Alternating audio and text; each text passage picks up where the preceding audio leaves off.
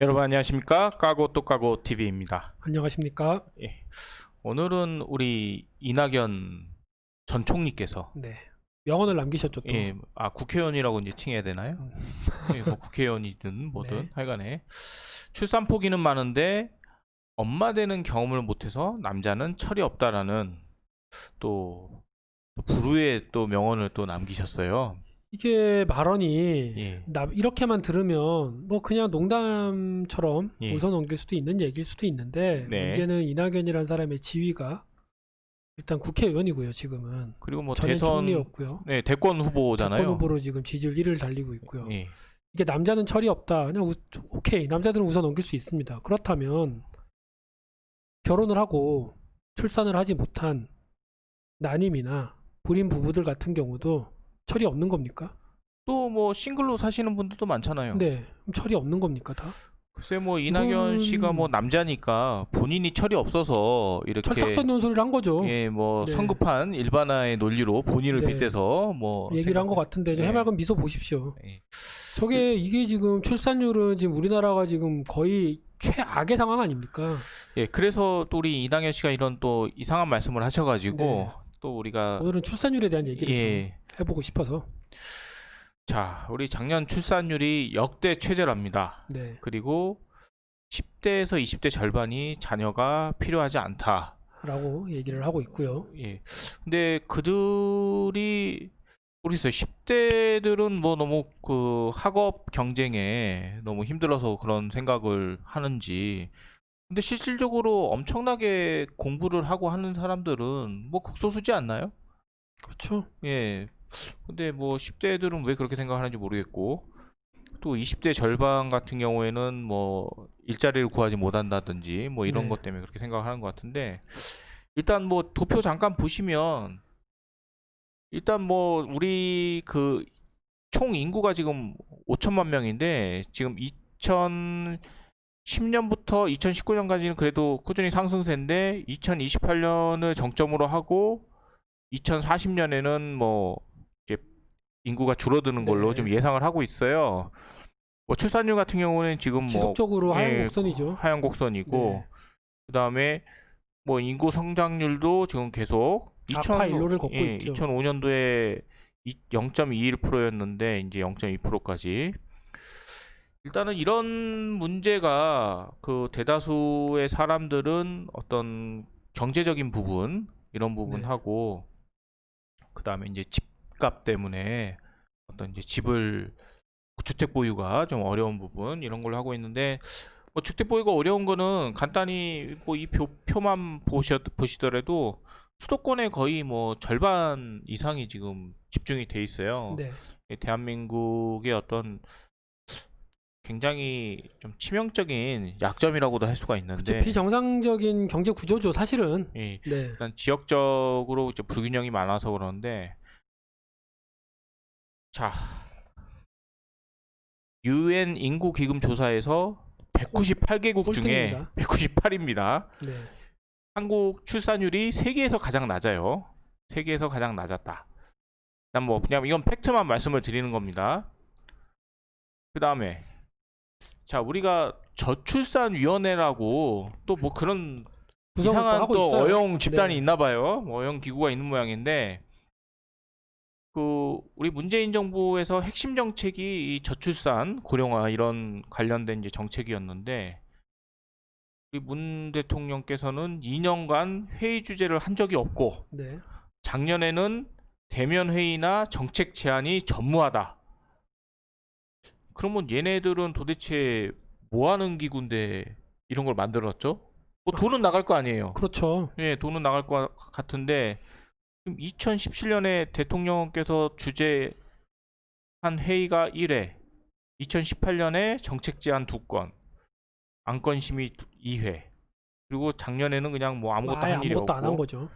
자, 이러면서 이제 저출산이 문제가 된다고 지금 최근에 언론에서 많이 이제 스포트라이트를 하고 있는데, 우리 문 대통령께서 올해 1월에 이런 말씀을 하셨어요.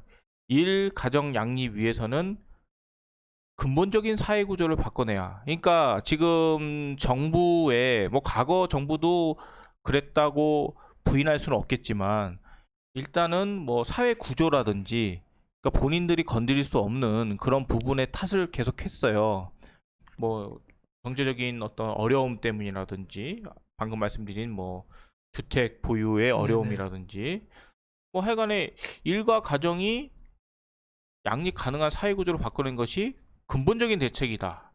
그러니까 그냥 두리뭉실하게 말하는 게 이 대통령을 비롯해서 그 이하 뭐 여러분들의 어떤 잘못된 인식이죠. 네네.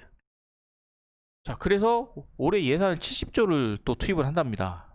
그러니까 뭐 돈으로 뭐 다 해결을 할 수 있을 거라고 늘 생각을 하나 봐요. 70조가 도대체 어떻게 쓰일지도 모르겠고요. 예. 일단 이제 신혼주거, 아동 돌봄 지원 등 지금 이런 얘기를 하고 있는데 이제 좀 다른 얘기를 좀 하려고 해요. 저 같은 경우는. 예, 일단은 네. 쭉 흘러 내려가서 한번 네, 좀 보겠습니다. 예. 자, 생존도 어려운데 먼 결혼, 팍팍한 청춘이 저출산 불렀다. 그러니까 이게 핵심입니다. 무슨 말이냐면요. 출산율이 떨어지는 게 결혼한 부부의 출산율이 떨어지고 있는 상황은 아니고요. 근본적으로 결혼 자체가 지금 많이 줄었어요. 예, 많이 줄고 물론 인구가 이제 감소를 했기 때문에 네. 이제 제가 맨 마지막에 이제 도표에서 말씀을 드리겠지만 일단 결혼을 하는 어떤 그 사람들이 많이 줄었고 결혼을 안 하니까 뭐 당연히 아이가 없죠. 예, 아이가 없죠. 자, 뭐 이제 저출산 대책이라고 하는 게 이제 돈으로 뭐 행복주택 56,000호 뭐 만들고 네. 뭐 이렇게 하겠다. 정부가 하는 게 이제 이런 것들입니다. 그다음에 뭐 인문학적 통찰 토론회라고 그래가지고 얘기를 들어보면 지금 대다수 뭐 이제 교수라는 사람들이에요. 이 사람들도 보면은 우리 서울대 교수님이시네요. 자, 불평등해진 게 원인이다. 그래서 불평등 기제를 개선해. 그러니까 이 정부나 이 정부에서 이제 그 초청하는 교수들의 이야기를 들어보면 뭐든지 불평등에 이제 초점을 맞추는 거예요. 희한하죠? 그러면 지구상에 어떤 나라가 평등합니까? 그러니까 이유를 다른 데서 계속 찾고 있는 거예요. 자, 삶의 방식 및 교육, 노동, 복지, 경제를 아우르는 재구조 방안이 필요하다. 말은 맞는 말이죠. 근데 뭐 어떻게 재구조를 할 거냐. 그러니까 그냥 다 두리뭉실하게 다 얘기를 해요. 그러니까 이게 저도 인문학의 핵심인 예. 철학과를 졸업을 했지만 예. 그 뜬구름 잡는 얘기를 하는 게 인문학도의 모습은 아니에요. 사실은. 아니 이런 얘기 할 사실은 거면은 인문학도들은 뭐, 예. 궁극의 답을 찾는 과정이지 그 두리뭉실 얘기하는 게 인문학이 아니에요. 교수란 양반들이 뭐 이렇게 말하는 거 누구도 못 하겠습니까? 자, 우리나라가 뭐 이제 출산을 하려면 저도 이거를 이제 방송을 하기 위해서 이제 조사를 했는데 산부인과가 없는 지역이 엄청나게 많다고 그러더라고요. 많습니다. 그리고 또 이제 출산하는 연령이 이제 결혼이 늦다 보니까 고령화가 되다 그쵸. 보니까 이제 출산할 때 위험성이 높고 해서 그러니까 그 산부인과 그러니까 의사들이 그 출산을 안 받으려고 많이 해요. 뭐 의료 분쟁이 벌어질 수도 네. 있고 또 심지어 수가도 낮다고 그러더라고요. 네, 의료 수가가 낮고 예. 뭐 솔직하게 환자들 입장에서도 그러니까 일반 국민들 입장에서도 예.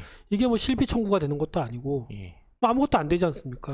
일단은 뭐 저는 그 출산에 관련한 어떤 그런 부분에 있어서는 지금 뭐 아까 뭐 70조인가 쓴다고 그랬잖아요. 네. 이런 거는 그냥 국가에서 해줘야 될 것 같아요. 그래야 뭐 이렇게 쉽게 산부인과도 가고 검진도 받고 아이를 낳기 위해서 노력하는 네. 부분에 있어서는 국가가 이런데 좀 예산을 써야 되는 게 아닌가 네. 그렇게 생각이 들거든요. 보시면은 이 빨간색으로 표시된 부분 있잖아요. 여기가 지금 산부인과가 없는 데예요. 굉장히 많죠. 네, 이 대한민국 국토가 넓은 지역도 아님에도 불구하고 지금 굉장히 많아요. 지금 뭐 분만 건수가 0인 지역들도 엄청나게 많고 71곳, 전국의 45%. 근데 산부인과도 없고. 이거 참 이게 어처구니가 없는 그러니까 그러니까 뭐 아이를 낳기 위해서 대도시로 가거나 서울로 원정 출산을 와야 되는, 미국으로 원정 출산이 아니고 네. 서울로 원정 출산. 그러니까 인프라도 없는 거예요. 뭐 지방이나 그렇죠. 이런 데서. 아이를 낳기 위한 인프라 자체가 없는데 거기에 뭐 육아를 할 때 뭐 어린이집을 만들어주겠다느니 뭐 육아휴직 지금 저출산의 핵심 포인트를 완전히 잘못 생각하고 있는 거예요. 70조를 어디다 쓸지 제가 지켜보겠습니다. 자, 이제 저희가 말씀드리고 싶은 저출산의 어떤 저희 나름대로 이제 해결이라든지 이런 근본 원인들에 게 근본 대해서. 원인에 대해서 한번 말씀을 드릴 건데, 자, 일단 아까 말씀드렸듯이 혼인하는 그 인구수가 지금 줄어들고 있어요. 보시면 이게 지금 혼인 건수인데요. 혼인 건수가 계속 줄어들고 있죠. 네, 자, 나아가서 출생아도 줄어듭니다. 뭐 혼인을 하지 않으니까 그렇죠. 뭐 기존에 있던 분들이 뭐 둘째, 셋째 계속 나오면 좋은데 지금 뭐 그런 부부들은 많이 없으니까. 그리고 결혼 연령이 점점 높아지고 있어요. 이 보시면 위에 거는 남자고 아래 거는 여자인데 지금 연령이 지금 평균 연령 자체가 높아지고 있죠. 예, 뭐 저만 해도 나이가 뭐 40이 넘어서 결혼을 했습니다만은 자, 왜 이런 사태가 벌어졌는지에 대해서는 제 의견을 먼저 말씀을 드릴게요. 자, 이제 남녀의 어떤 성 역할에 대해서 뭐 정부, 이번 정부도 그렇지만 굉장히 이제 과거서부터 남녀 평등을 외치면서 이제 여성의 어떤 사회적 진출이라든지 이런 게 늘어났어요. 그러다 보니까 당연히 이제 사회적인 어떤 역할을 수행하기 위해서 육아랑 동시에 이제 일을 하기에는 굉장히 어려운 버겁죠. 구조잖아요. 네. 어려운 구조라서. 근데 이제 우리나라가 산업 발전이 굉장히 빠른 속도이기 때문에 그게 이제 균형을 맞추지 못했어요. 이게 물론 이제 부의 어떤 일방적인 치우침이라든지 이런 것도 이루어지긴 했는데 그것뿐만이 아니라 뭐 결혼에 관한 어떤 인식도 바뀌었고, 뭐 드라마 보면 다 재벌집 보여주고 있지 않습니까? 그리고 집 마련이 굉장히 어렵고, 또 대한민국은 지금은 조금 많이 인식이 바뀌었다고 하지만 남자들이 집을 마련해 오고 여자들이 어떤 뭐 혼수를 준비하는 이런 네. 이제 인식들이 강했는데 남자들이 집을 마련하기가 쉽지가 않은 거예요. 그렇죠. 예, 뭐 사회 초년생 2, 3년 어떻게 일을 해가지고 내 집을 마련한다는 거는 굉장히 힘들고, 물론 집값도 엄청나게 비싸졌고, 네. 그러다 보니까 남자들이 결혼을 이제 미루기 시작하고, 남자들이 결혼을 미루니까 거기에 따라오는 배우자도 연령이 높아질 수밖에 없죠. 진짜 능력 있는 남성이면 모르겠습니다만은 뭐 이건 뭐 제 생각입니다. 네, 네. 개인적인 생각입니다만. 그러니까 그러다 보니까 이제 결혼 연령은 계속 높아지고, 그러다 보면 결혼 연령이 높아지면 출산에 대해서 어느 정도 두려움이 생길 수밖에 없어요. 생각해 보십시오. 뭐 40살에 결혼을 해서 바로 아이를 낳아도 아이가 대학 가면 60살이에요. 그러니까요. 은퇴를 한 이유란 말이에요. 요즘 예, 예. 분위기에서. 아이를 낳을 자신이 없는 거죠. 그리고 또 여성분들이 이제 결혼이 늦어지면은 처음 출산하는 연령이 이제 점점 늦어지는데, 또 이게 나이가 들수록 굉장히 또 위험해지거든요. 예, 위험해지기 때문에 또 뭐 요즘 뭐 이제 불임 부부들도 많이 늘어나고, 결혼을 했음에도 불구하고 네. 이런 영향들이 있는데 어떻게 생각을 하세요? 저는 무조건 핵심은요. 네. 혼인율의 저하입니다. 그러니까 출산율 자체의 저하를 출산 정책이나 출산 후에 아이를 어떻게 돌보게 만들 것이냐를 지금 고민할 시기는 아니고요. 네네. 왜 혼인율이 떨어지고 있느냐. 여러 가지 원인들이 있는데 제가 봤을 때는 혼인율이 떨어지는 이유는 일단 일본 같은 경우도 지금 인구 절벽의 시대로 가지 않았습니까? 그렇죠. 근데 그 직전에 나온 현상이 초식남이라고 불리우는 예. 남자들이 여성을 만나거나 데이트를 하거나 결혼을 거부하는 시대가 열렸단 말이에요. 네. 지금 우리나라 같은 경우도 지금 그러한 흐름으로 가고 있는 중이고요. 제가 봤을 때는. 그러니 당연히 결혼을 안 하게 되고 남성들이 결혼을 피하게 되는 거죠. 여성들이 결혼을 할 때 남성들에게 요구하는 눈높이는 굉장히 높습니다. 집도 해와야 되고요. 번듯한 직장도 있어야 되고 뭐 차도 있어야 되고요. 뭐 모든 사람이 그런 건 아니지만 그래도 기본적으로 남성들이 갖춰야 할 것들이 많은데 그걸 충족시킬 수가 없습니다. 그러니 결혼이 안 되죠. 결혼이 이루어질 수가 없어요. 그럼 결혼을 피하는 겁니다. 결혼을 안 하는데 무슨 출산휴 대책이 있겠습니까? 그리고 여성의 인권 신장 저 좋습니다. 다 저 환영해요. 이건 인권의 문제가 아니고요. 여성의 뭐 권익, 인권 이런 신장, 페미니즘의 문제라고는 생각을 안 하고요. 문제는 남성들의 지위는 바닥을 치고 있는데 여성들의 권위나 여성들의 권력에 대한 집중도는 굉장히 높아요. 그러니까 여성이 혼자 사는 집, 여성이 혼자 살 수 있는 공간들 이런 것들을 마련하는 부분들은 굉장히 지금 사회 보장이 되듯이 강조를 하고 있는데 지금 남성들 같은 경우는 갈 데가 없어졌어요. 일단은 국가에서 이제 뭐 여성에 대한 어떤 정책들이 많은데 사실은 뭐 그것들이 저는 뭐 필요하다고는 생각을 합니다만, 자, 생각을 해보세요.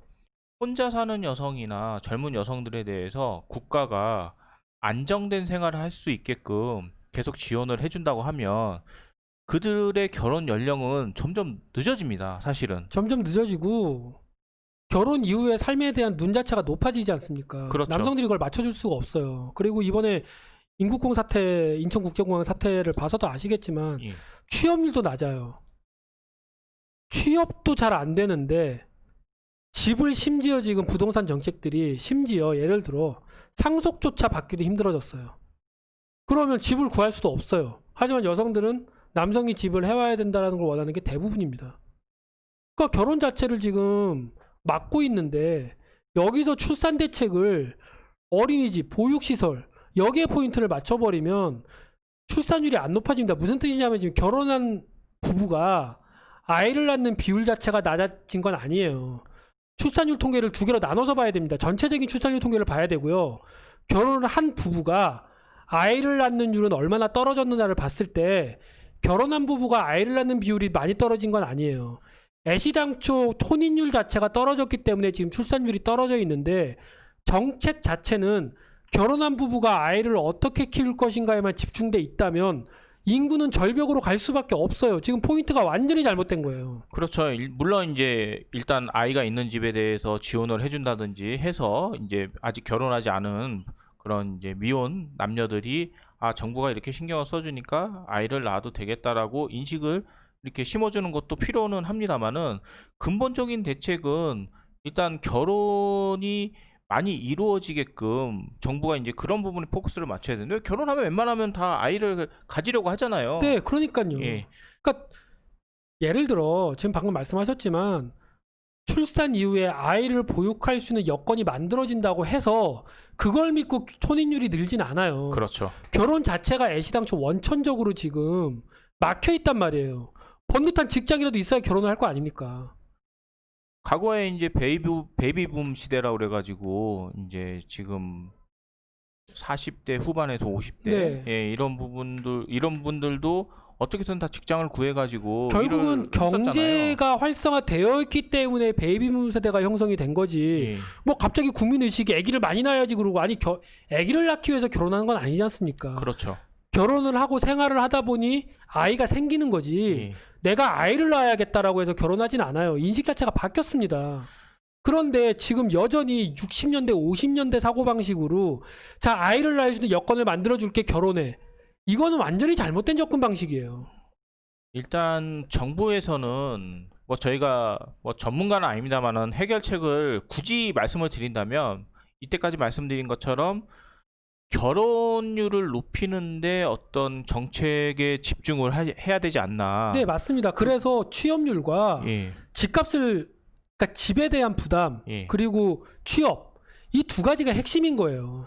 예를 들면 이제 결혼을 하게 되면 뭐 예를 들면 뭐 증여를 한다든지 그런 상속을 한다는 데 있어서 뭐 세금을 뭐 좀 감면을 많이 시켜준다든지, 네, 그러니까 아니면은 산부인과에 뭐 이제 상과죠. 상과 진료를 받는 거에 대해서 국가가 전부 보조를 해준다든지, 그다음에 이제 결혼을 할 수 있게끔 남성들이 뭐 여성들도 마찬가지입니다만은 뭐 제 생각은 그래요. 여성들의 사회 진출이 결혼으로 이어지는 가능성은 많이 없지만 남성들의 사회 진출, 그러니까 사회에서 안정된 직장을 얻으면 그건 결혼으로 많이 이어질 수 있다고 생각을 하거든요. 아직까지는. 네. 물론 이제 그게 옳은 사회적인 방향이라고 말씀을 드리는 건 아닙니다만은 지금 현실이 그러니까.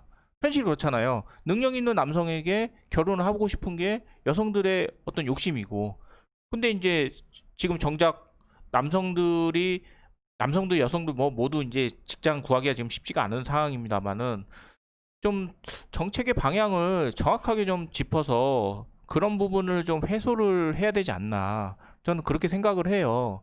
그리고 이제 세상이 많이 바뀌었기 때문에 남성들한테 어떤 주택의 주택을 꼭 마련해야 된다는 그런 인식을 좀 여성분들도 좀 바꾸시고, 뭐 제 그냥 개인적인 경험담에 의하면 남성들은 이제 회사 생활을 하거나 어떤 직장 생활, 경제 활동을 하면서 그 해외여행을 굉장히 많이 나간다든지, 뭐 본인을 위해서 어떤 굉장한 투자를 하는 경우는 많지가 않아요. 근데 여성분들은 사회생활 하면서 많이 누리지 않습니까? 본인들이 물론 번 돈으로 하지만 그럼 저축이라는 게 이어지지가 않거든요, 사실은.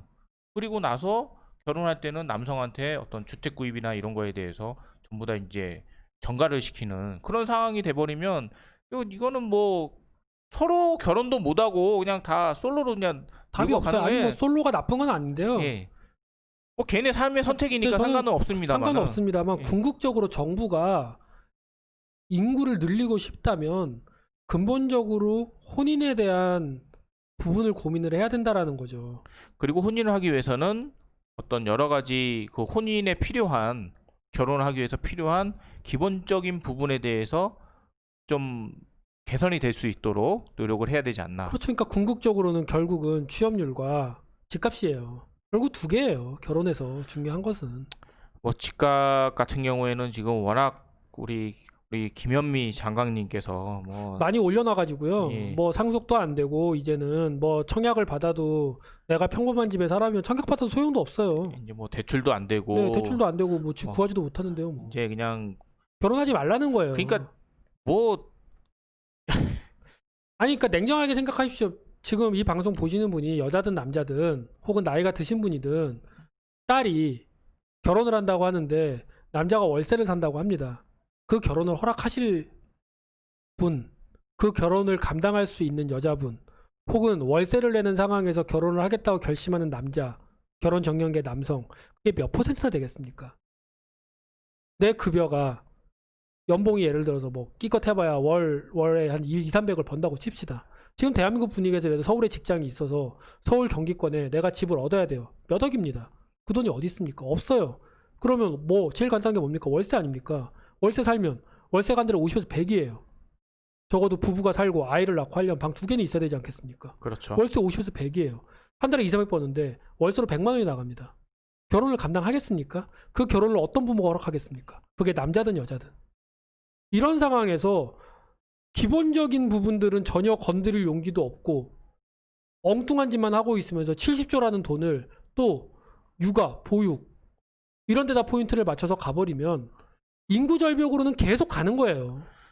또 그중 절반은 또 현금성으로 지급을 한다고 하는데, 그러니까 아니 100만 원 뭐 예를 들어서 뭐 정부 지원금 50만 원, 100만 원 받자고 애기 낳는 부부가 어디 있겠냐고요.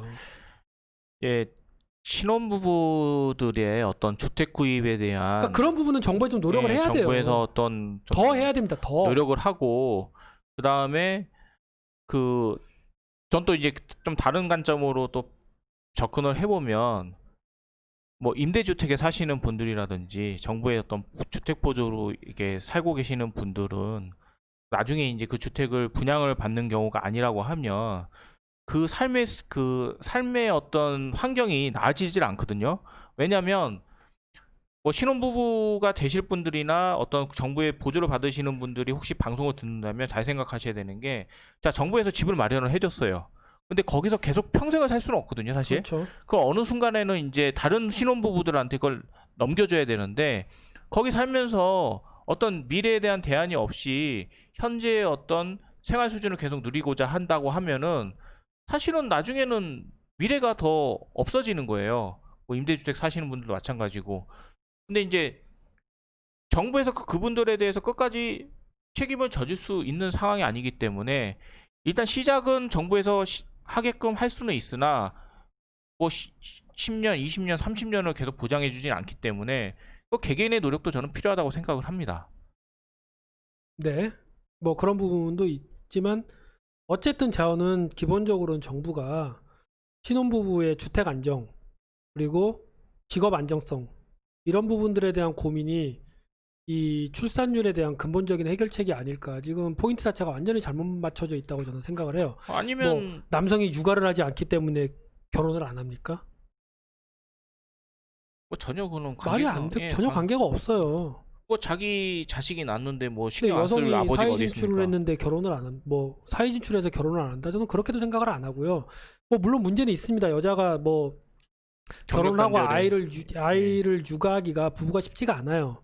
뭐 그런 분위기도 문제긴 한데 그건 출산 이후의 문제입니다. 그게 걱정돼서 결혼을 안 하고 출산을 안 하는 부분은 저는 소수라고 봐요. 결혼 자체를 할 용기가 안 나는 겁니다. 그렇죠. 그러니까 신혼부부들 같은 경우는 주택을 구입을 할 때 아니 그냥 100%를 정부에서 대출을 해주세요. 어디 살겠다고 하면 뭐 다 강남 산다고 하지 않겠 뭐 강남에 다 살려고 하지는 않지 않을 것 같지 않아요? 말이 좀 꼬이는데요. 하여간에 뭐 신혼부부 임대주택 같은 걸 많이 세워야지 지금 뭐 여성 안심주택을 많이 세울 때는 저는 아니지 않습니까? 사실은 임대주택은 반대예요. 솔직히 말씀드리면 임대주택은 반대고 어느 금액까지 정부에서 뭐 서울이면 서울에서 이제 사는 뭐 신혼부부 같은 경우에는 서울의 평균 어떤 아파트 값을 책정을 해서 저는 그냥 100% 대출을 해줘야 된다고 생각해요. 뭐 절이든 아니면은 뭐 몇 년간 무이자든 해서 그분들이 집을 살 수 있게끔 이렇게 딱 정책을 마련을 해주면 결혼 안 하겠습니까? 적어도 전세라도 예. 좀 그러니까 비용을 몇 억씩 부담할 수가 없어요. 그러면 대부분의 직업이 아까 뭐 보셔서 아시겠지만 대부분의 직장이 서울이나 경기권에 집중돼 있지 않습니까? 그렇죠. 그럼 결국 주거를 서울 경기권으로 잡아야 된다는 얘기인데 예. 거기에 들어갈 수가 없지 않습니까? 부부가. 그러니까 뭐 아파트에 들어가겠다 그러면 뭐 주택에 들어가겠다 그러면 정부에서 저는 그런 돈은 100% 지원을 해줘야 된다고 생각을 해요. 적어도 전세 자금이나 이걸 좀 확대를 좀 시켜야 돼요. 지금도 좀 있긴 한데 예. 확대를 좀 시켜야 되고요. 결혼할 수 있는 분위기를 만들어줘야 돼요. 하여간에 뭐 저희의 어떤 얄팍한 어떤 경험과 지식으로 해결책을 말씀을 드렸는데 뭐 듣겠습니까? 지금 뭐 아무것도 모르는 정부인데. 하여간에 오늘 방송에서 마치고요. 뭐 다음에 이어질 방송은 이제 실업률과 관련돼서도 말씀드릴 건데 시청 부탁드리겠습니다. 감사합니다. 감사합니다.